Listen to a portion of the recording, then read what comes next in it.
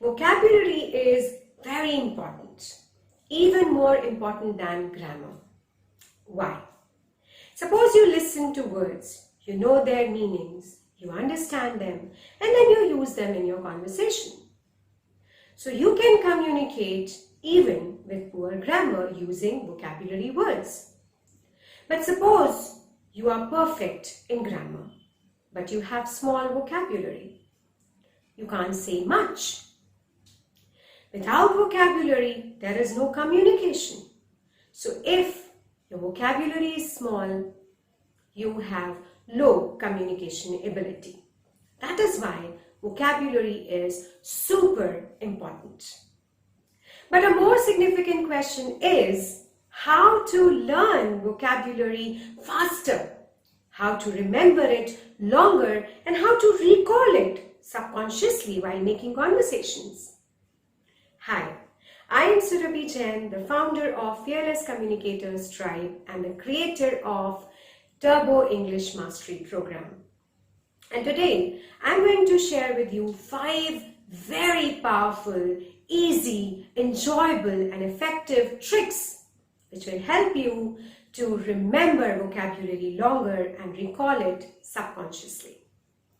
Many times, we study vocabulary words, especially in schools, where we learn the words, we learn their meanings, and then we appear for the test, we get good scores, hopefully, and then what? We forget it. We do it even today. We create those long vocabulary lists, we try to memorize them, and then maybe a week later or a few days later, we forget them. So how to train our brain to learn and memorize those vocabulary words faster and remember them longer? So the first technique is put the word in context. Now this is a really effective tool where instead of just creating a list of random words along with their meanings, you also write down sentences. Sentences, how the word or a phrase is going to be used in real life conversation. Now, if you create a funny sentence, it will be easy, even more easier for you to remember that word. For example, the word abhor, which means to shrink from something or to find something repugnant. Now, when you are making a sentence with this word, try to think of a thing or an animal or a person you find repugnant. For example, I can say, I abhor cats. Or the headmaster abhors violence. So this will help you to remember the word easily. The next tool is learn from real life situations.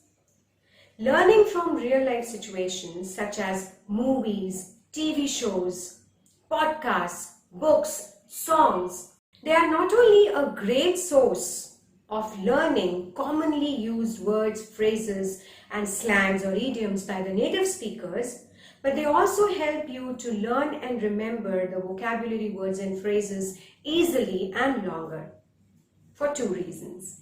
First, association. The words or phrases are always associated with real people, scenes, situations, or the conversations. The second is emotions. Human memory works better with emotions.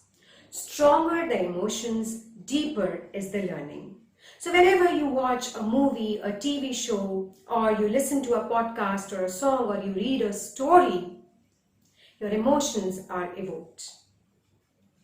Whenever you are reading something or you are watching or hearing English, always write down the new word or phrase or idiom or a slang you come across. If you know the meaning, if you understand the word, well and good. But if you don't, look for its meaning in the dictionary. It can be your small paperback dictionary or your web dictionary. And when you are writing down the meaning, don't forget to write down the context, the situation, and the source from where you got that word.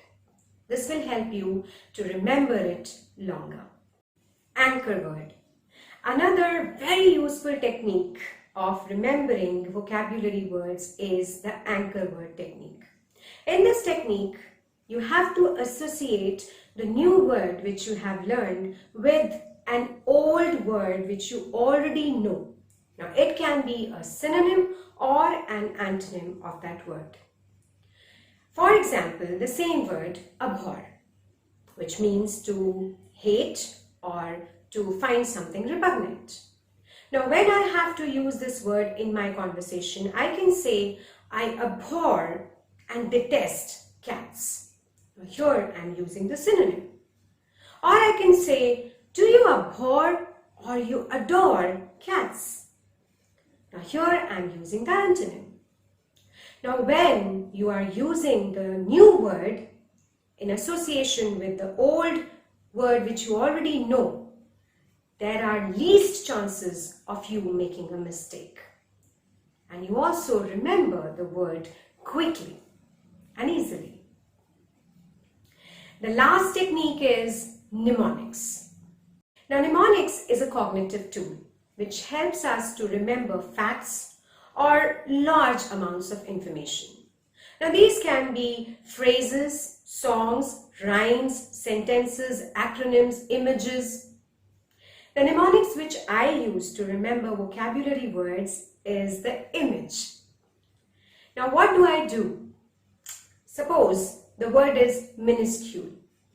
I remember it like mini school. Minuscule means small and tiny.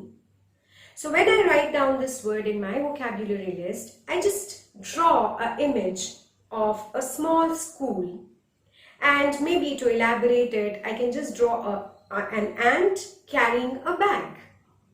So minuscule, a school for small things, tiny things. In this way, I can remember the word stronger. So these are the 4 tricks to remember your words, your vocabulary words longer. Now, coming to a very important question, which is how to recall your vocabulary words when you are talking to someone. For most of the English learners, it's a common challenge that when you are speaking to someone, actually conversating with someone, you can't quite remember those words. You can't quite use those words. Have you been in this situation? If yes, type yes in the comment box. For this, we need to understand the difference between passive vocabulary and active vocabulary. Passive vocabulary are the words which you understand when you hear or listen or read English.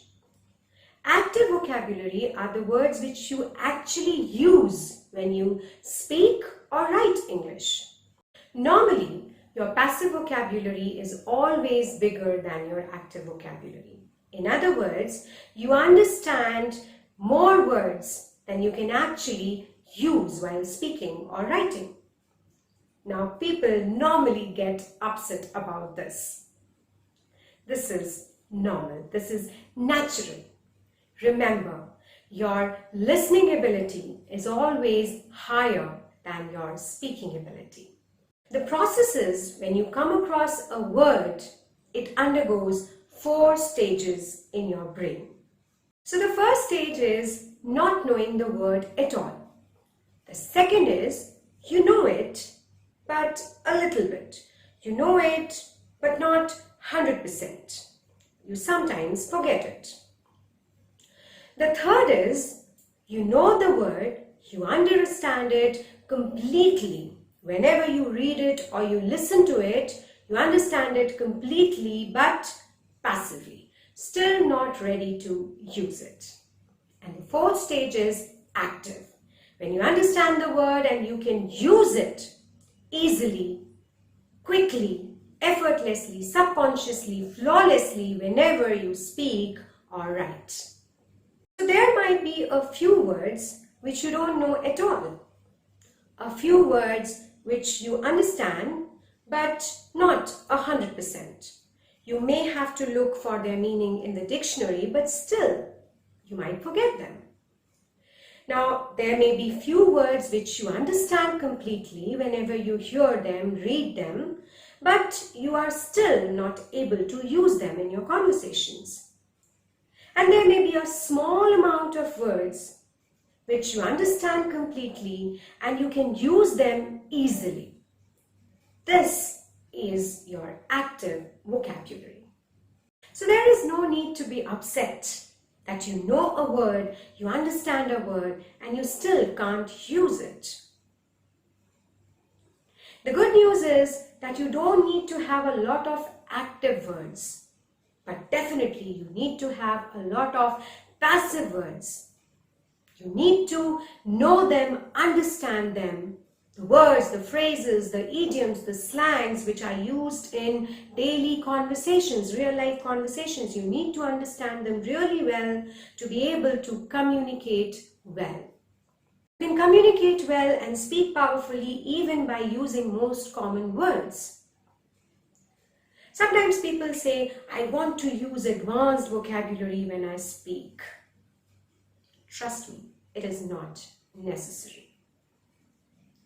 The words you come across in daily life, you hear them, you see them, you listen to them, become active first. So they can be the most common words in English. And the reason why they are your active vocabulary is repetition. Trust me, you can communicate and speak really powerfully using even those most common words. So the secret from no knowledge to understanding a word to making it active is repetition. You see a word, you hear a word, you listen a word, and then you understand it, and then you hear it and listen it again and again. You understand it, you hear it and understand it, and you hear it again and you repeat it, you try to use it again and again. And now you understand the word 100%. You know it passively. And if you put it in context, in real life situation or in real conversation, you can recall it much faster. So how to make the word from passive to active? The key is more repetition. So stop worrying about how to make a word from passive to active. So concentrate on your passive vocabulary. Read more words from books, real life situations, more stories, more movies, more English TV shows. Collect more passive vocabulary, and it will automatically convert into active vocabulary through repetitions. Remember, the most powerful ideas can be explained and communicated using the most simple words and have a greater and broader impact. This is SURABHI Jain saying goodbye till we meet again.